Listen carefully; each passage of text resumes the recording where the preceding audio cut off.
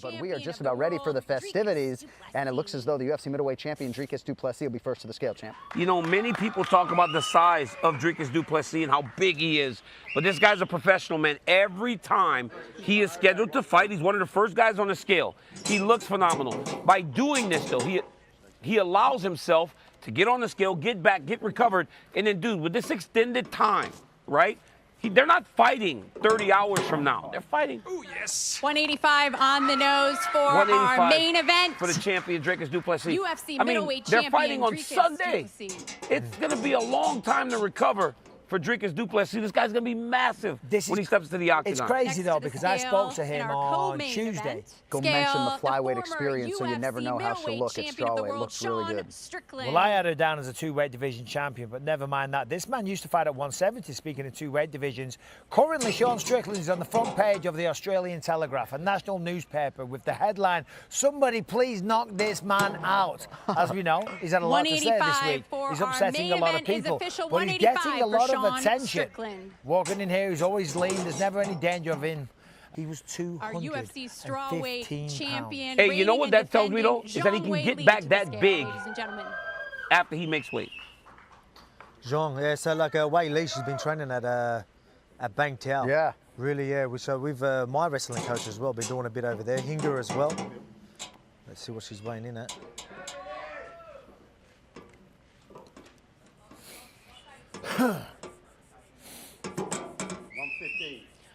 115 for the champ, Zhang Weili. And her wrestling and grappling, mate, has improved so much. Like I'm talking from 2 years ago, just every month, so much. Next so to the it's scale, going to be key for this the other half match. of our co-main event, Tatiana Suarez. Let me tell you something, man. If Rose Namajunas was able to take Weili down and control on the ground, that should give Tatiana Suarez a lot of confidence going into this title fight.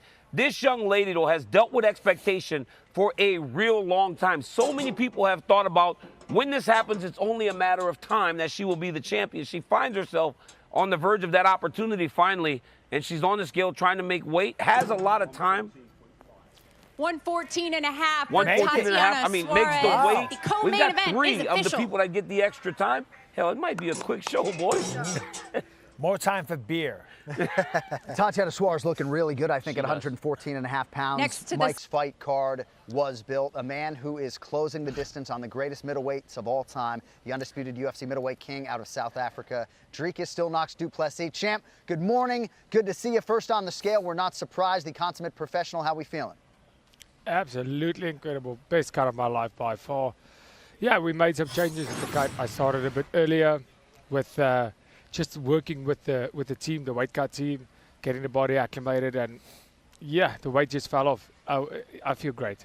I know you're excited for the words to give way to the action. This is probably one of your final media appearances, but in terms of the messaging from Morné Visser after that first fight with Sean Strickland, as you moved things forward, what was the big message after that first fight with Sean? Yeah, the big message was, I mean, silencing all doubt that I can do what I do, go forward and throw the hardest punches that I possibly could for 5 rounds. We answered that question. And the message to me was we have to clean it up.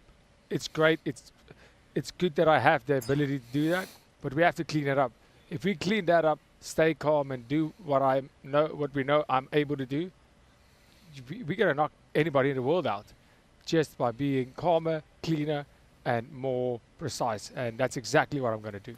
Dricus, all this time that you're going to have to recover now, what are you going to do? It's more time than normal. How do you make sure that you're not taking in too much and you're not too heavy? Hell, John said, or Mike said you were 215 at the beginning of the week. I mean, that's plenty of time to get back to 215 and train at the weight that, or fight at the weight that you were training at. Yeah, absolutely. I'm gonna fight the weight I train at, and that's gonna be heavy. You know, the last fight we had less time than usual fighting in Perth. Now we have a little bit more. You know, for me, I'm happier with the more time, and you know, 36 hours is what I'm used to, and that's perfect. The 24 hours, I could feel it. I could feel the difference it made. Now we have more hours. So I mean, I'm a professional. It's, you know, less hours, more hours. I'm gonna do what needs to be done. I'm not gonna go and eat and go crazy. I'm gonna stay disciplined like I always do until the fight is over, and I'm gonna be perfect in that octagon. you know, Drake, is how quickly do you try to incorporate the wrestling? Because when you were able to get him down in fight number 1, the fight really did start to change because it also opened up your striking more when you're able to get close to him, use your size and strength to drag him to the floor. So how quickly are you intending to wrestle in this fight? Let me tell you this, I have no intention of going in there and forcing a wrestling match, forcing a takedown. When the opportunity presents itself, I'm going to take it. If this fight stays standing for 25 minutes, that means the opportunity to get a takedown wasn't there for me. Now, I fight on instinct, mainly fight on instinct. I fight, what I see in there is what I work with. And I believe that is a key to success, is making adjustments quickly, seeing what is happening and reacting to that. That is what it's about, you know, being ready for any situation, and that's how I plan on fighting this fight. The first time I see an opening to get a takedown, I'm going to take it. And if that opportunity doesn't come, we're going to stay striking, and I will win the fight there too. That's how I see it playing out. Dricus, Volk here. Just DC touched on, obviously you got the more time to rehydrate, but we got to get you guys weighing in later in the day. I don't think I've ever done that in UFC. I wanted to know, how was that? Because everyone's pretty much come and made weight already. So I wanted to know, did that help through the process? Yeah, that was actually, it was cool because we all know you as a champ, a former champ, and a guy who's done this a lot, also knowing no secret about the weight cut. The night before a weight cut is the night where I struggle to sleep because you're dehydrated, you do a cut the night before, sleeping 2-3 hours, and then you wake up, you're tired, and then you have to deal with that weight cut.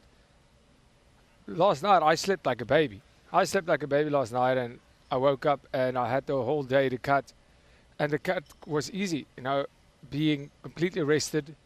I had all the energy in the world to do the cut. I didn't feel drained. I did my cut, and it was really easy. I guess the problem with that is if I was fighting tomorrow night, this would take away my recovery time. But now I have a whole day to recover. So I would prefer this than any other cut that I've done before. Yeah, one more from me. I've seen you've been doing with a lot of the Aussies some collabs, like some videos and that. When are we going to do one? You know, when you come to Australia, we haven't done one together. That's what I thought I'll change it up. Yeah. When are we doing a collab? Absolutely. After the fight, let's do it. I need to. I need to get on that. I need to get on that cooking show after the fight, and I'll show you I can eat. Okay. Cooking with Volk and Dricus. I like it.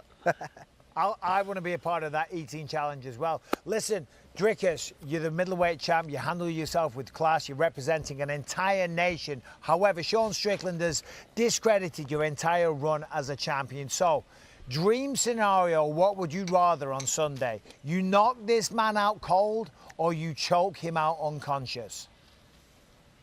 I would love it to ask him for a ref to please save his life. By tapping. To beg for forgiveness. You know, this whole time, has anything that Sean said bothered you? Has he managed to get under your skin at all? No, not at all. Not at all. I didn't think so. No, there's no way. All right, Dricus du Plessis, the middleweight champion in defense of his title against Sean Strickland, here coming up Sunday morning in Sydney. Champ, recover, hydrate. We look forward to seeing you later today at the ceremonials, my friend. Mr. John Anik, thank you so much. Thank you, guys. I appreciate it. There he is, the middleweight champion, Dricus du Plessis.